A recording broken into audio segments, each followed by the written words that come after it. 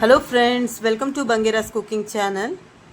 ಇವತ್ತು ನಾನು ನಿಮಗೆ ಸಿಂಪಲ್ ಆಗಿ ಒಂದು ಚಿಕನ್ ಮಸಾಲ ಮಾಡೋದನ್ನು ತೋರಿಸ್ತಾ ಇದ್ದೀನಿ. ಮನೆಗೆ ಯಾರಾದರೂ ನೆಂಟರು ಬಂದರೆ ಉಂಟಲ್ಲ, ನಿಮಗೆ ದಿಢೀರಂತ ಮಾಡುವಂತಹ ಒಂದು ಸಿಂಪಲ್ ರೆಸಿಪಿ. ಮನೆಯಲ್ಲಿರುವಂತಹ ಇಂಗ್ರೀಡಿಯೆಂಟ್ಸಿಂದಲೇ ಮಾಡ್ಬೋದು. ನಿಮಗೆ ಚಿಕನ್ ಒಂದಿದ್ರೆ ಆಯಿತು.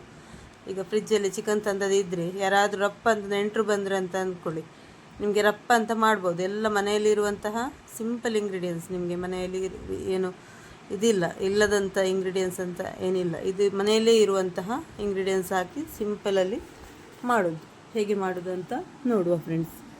ನನ್ನ ಚಾನಲನ್ನು ಫಸ್ಟ್ ಟೈಮ್ ನೋಡ್ತಾ ಇದ್ದರೆ ನನ್ನ ಚಾನಲ್ಗೊಂದು ಸಬ್ಸ್ಕ್ರೈಬ್ ಮಾಡೋದನ್ನು ಮರಿಬೇಡಿ ಫ್ರೆಂಡ್ಸ್. ವಿಡಿಯೋವನ್ನು ಆದಷ್ಟು ಪೂರ್ತಿಯಾಗಿ ನೋಡಿ. ಹಾಗೆ ನನ್ನ ವಿಡಿಯೋ ಇಷ್ಟ ಆದರೆ ನನ್ನ ವಿಡಿಯೋಗೊಂದು ಲೈಕ್ ಕೊಡಿ ಫ್ರೆಂಡ್ಸ್. ನೋಡಿ, ಹಾಗೆ ನನ್ನ ಚಾನಲ್ನಲ್ಲಿ ಇನ್ನೂ ಬೇರೆ ಬೇರೆ ರೆಸಿಪಿ ಎಲ್ಲ ಉಂಟು.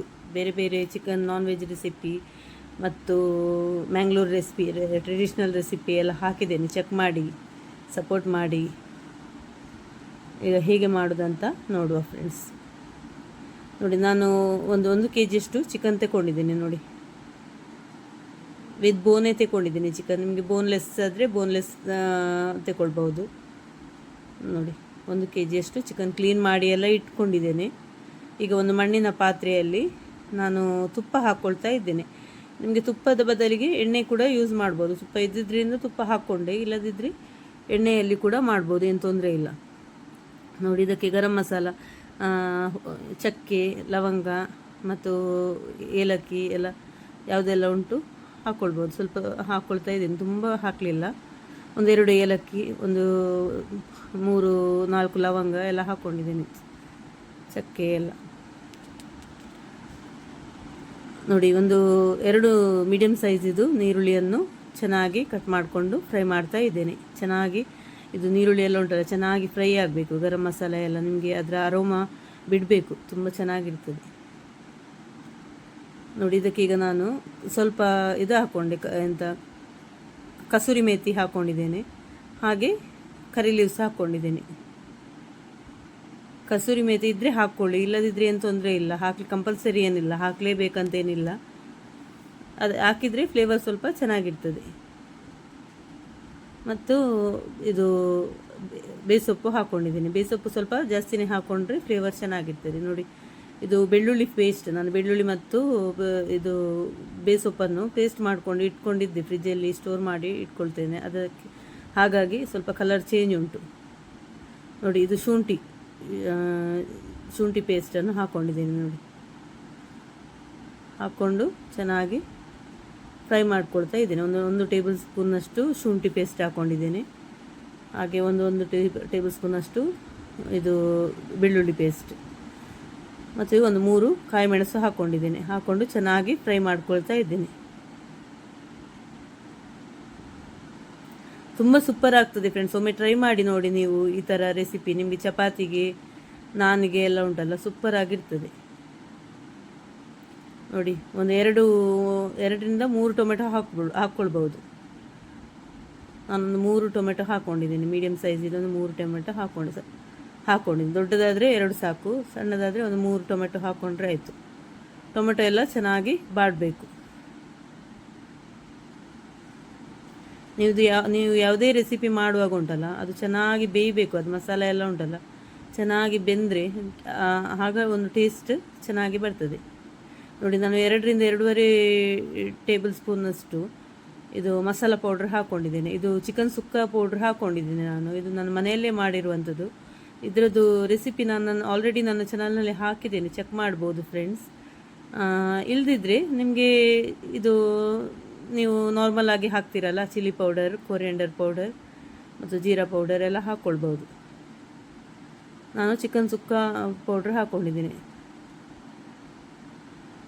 ನೋಡಿ, ಈಗ ಚಿಕನ್ ಹಾಕ್ಕೊಳ್ತಾ ಇದ್ದೀನಿ. ಸ್ವಲ್ಪ ಅರಿಶಿನ ಪುಡಿ ಕೂಡ ಹಾಕ್ತಾ ಇದ್ದೇನೆ. ಹಾಕ್ಕೊಂಡು ಚೆನ್ನಾಗಿ ಮಿಕ್ಸ್ ಮಾಡ್ತಾ ಇದ್ದೇನೆ. ಚಿಕನ್ಗೆ ಸ್ವಲ್ಪ ಅರಿಶಿನ ಪುಡಿ ಸ್ವಲ್ಪ ಜಾಸ್ತಿನೇ ಹಾಕ್ಕೊಳ್ಬೇಕು. ಬಾಯ್ಲರ್ ಚಿಕನ್ ಆಗಿರೋದ್ರಿಂದ ರಪ್ಪ ಅಂತ ಬೇಯ್ತದೆ, ತುಂಬ ಹೊತ್ತೇನಿಲ್ಲ ಬೇಯಲಿಕ್ಕೆ, ಬೇಗಂತ ಬೇಯ್ತದೆ. ಆದರೆ ನೀವು ಚಿಕನ್ ಹಾಕಿದ ಮೇಲೆ ಉಂಟಲ್ಲ, ಫಾಸ್ಟಲ್ಲಿ ಇಡಬಾರ್ದು, ಸ್ವಲ್ಪ ಮೀಡಿಯಮ್ ಫ್ಲೇಮಲ್ಲಿ ಇಡಬೇಕು. ನೋಡಿ, ಇದು ಉಪ್ಪು ಹಾಕ್ಕೊಳ್ತಾ ಇದ್ದೇನೆ, ರುಚಿಗೆ ಬೇಕಾದಷ್ಟು ಉಪ್ಪು ಹಾಕ್ಕೊಳ್ತಾ ಇದ್ದೀನಿ. ಸ್ವಲ್ಪ ನೀರು ಕೂಡ ಹಾಕ್ಕೊಳ್ತಾ ಇದ್ದೀನಿ. ಚಿಕನ್ ಬೇಯಲಿಕ್ಕೆ ನೀರು ಎಷ್ಟು ಬೇಕು ಅಷ್ಟು ಹಾಕ್ಕೊಳ್ತಾ ಇದ್ದೀನಿ. ಚಿಕನಲ್ಲಿ ಕೂಡ ನೀರು ಬಿಡ್ತದೆ. ಸ್ವಲ್ಪ ನೀರು ಕೂಡ ಹಾಕ್ಕೊಂಡಿದ್ದೇನೆ. ಹಾಕ್ಕೊಂಡು ಚೆನ್ನಾಗಿ ಮಿಕ್ಸ್ ಮಾಡಿಕೊಂಡು ಸ್ವಲ್ಪ ಮೀಡಿಯಮ್ ಫ್ಲೇಮಲ್ಲೇ ಇಟ್ಟು ಬೇಯಿಸಬೇಕು. ಇನ್ನು ಚಿಕನಿದು ನೀರು ಕೂಡ ಬಿಡಲಿಕ್ಕೆ ಉಂಟು, ಮತ್ತು ಮೀಡಿಯಮ್ ಫ್ಲೇಮಲ್ಲೇ ಇಟ್ಟು ಬೇಯಿಸಿದರೆ ಒಳ್ಳೆಯದು. ಚೆನ್ನಾಗಿ ಬೇಯಬೇಕು, ಕುಕ್ ಆಗಬೇಕು ಚೆನ್ನಾಗಿ. ನೋಡಿ ಮುಚ್ಚಿಡ್ತಾ ಇದ್ದೇನೆ ಈಗ. ರಪ್ಪ ಬೇಯ್ತದೆ, ತುಂಬ ಹೊತ್ತೇನಿಲ್ಲ ಬೇಯಲಿಕ್ಕೆ. ಬಾಯ್ಲರ್ ಚಿಕನ್ ಅಲ್ವಾ, ರಪ್ಪ ಅಂತ ಬೇಯ್ತದೆ. ನೋಡಿ ಬೇಯ್ತಾ ಬಂದಿದೆ ನೋಡಿ. ಇನ್ನೊಮ್ಮೆ ಚೆನ್ನಾಗಿ ಮಿಕ್ಸ್ ಮಾಡ್ಕೊಳ್ತಾ ಇದ್ದೇನೆ.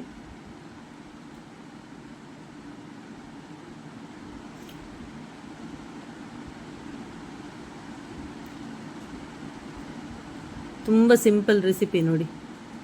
ಮತ್ತೆ ಮುಚ್ಚಿಡ್ತಾ ಇದ್ದೇನೆ ಚೆನ್ನಾಗಿ ಬೇಯಲಿ ಅಂತ ಹೇಳಿ.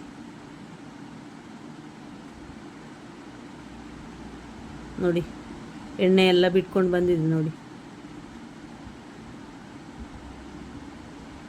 ಸೂಪರಾಗಿ ಬರ್ತದೆ. ಒಮ್ಮೆ ಟ್ರೈ ಮಾಡಿ ಈ ಥರ ರೆಸಿಪಿ.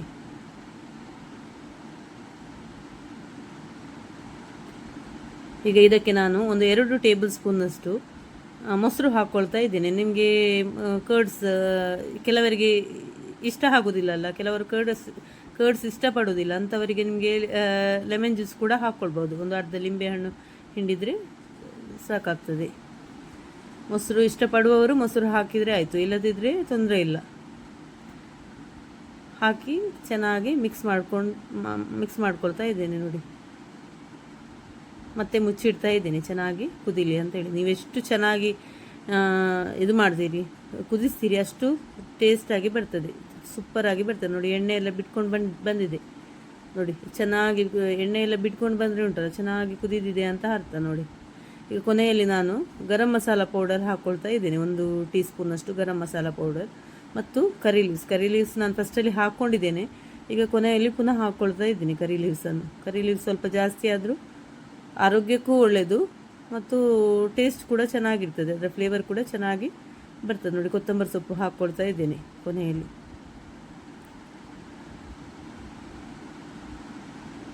ನೋಡಿ ಎಷ್ಟು ಸೂಪರಾಗಿ ಬಂದಿದೆ ನೋಡಿ. ಚಿಕನ್ ಮಸಾಲ ಸಿಂಪಲ್ ಉಂಟಲ್ಲ ಅಲ್ವಾ ರೆಸಿಪಿ. ಯಾರು ಕೂಡ ಮನೆಯಲ್ಲಿ ಮಾಡ್ಬೋದು, ಬ್ಯಾಚುಲರ್ಸ್ಗಳಿಗೆಲ್ಲ ತುಂಬ ಸುಲಭ ರೆಸಿಪಿ ನೋಡಿ. ರಪ್ಪ ಅಂತ ಮನೆಯಲ್ಲಿ ಮಾಡ್ಬೋದು, ಎಲ್ಲ ಮನೆಯಲ್ಲೇ ಇರುವಂಥ ಇಂಗ್ರೀಡಿಯೆಂಟ್ಸ್.